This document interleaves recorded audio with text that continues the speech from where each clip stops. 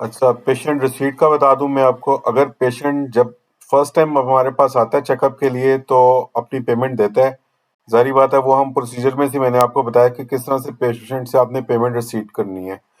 जब पेशेंट से आपने पेमेंट रिसीव कर ली, अगर कोई उसका बैलेंस है और वो अपना बैलेंस देने आया है और नया ट्रीटमेंट नहीं ले रहा, तो आपने बैलेंस उसका पेशेंट रिसीट से जाके रिसीव करना है।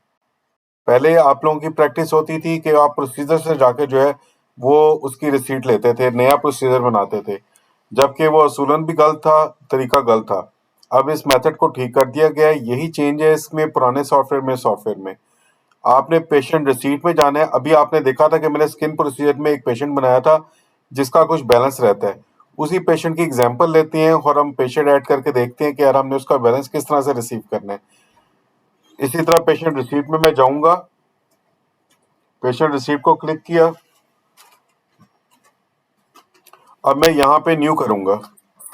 आप देख रहे हैं कि जो जो पेशेंट से मैंने एंट्री ली थी, जो मैंने अमाउंट्स रिसीव की थी, तो वो मेरे पास यहाँ पे आ रही हैं। 1500 रुपये मैंने रिसीव किया था और 100 रुपये डिस्काउंट जो वहां से मैं प्रोसीजर से डालता हूँ उसका रिफ्लेक्शन भी इधर आता है। और जो रिसीट में खुद ब खुद आ रहा होता है फर्स्ट टाइम।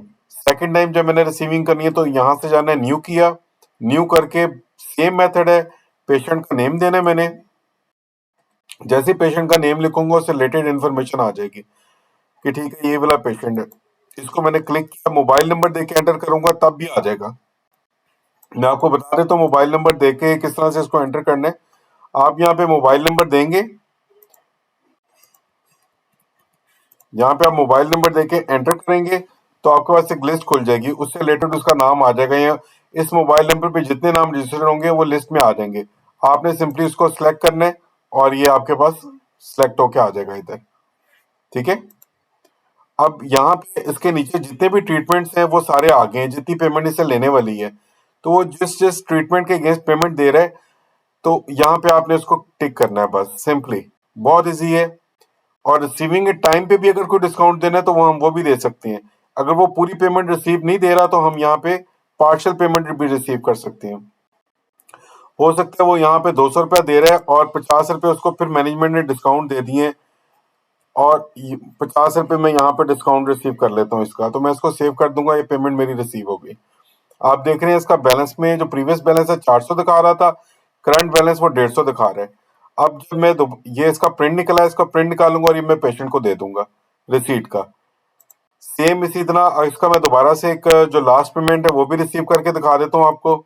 इसके नाम, इसका नंबर, मैं मोबाइल नंबर इवन यहाँ पे भी दूंगा, न्यू करके यहाँ पे भी दूंगा, तो इससे रिलेटेड इसकी इन्फॉर्मेशन ऊपर आ जाएगी टॉप पर।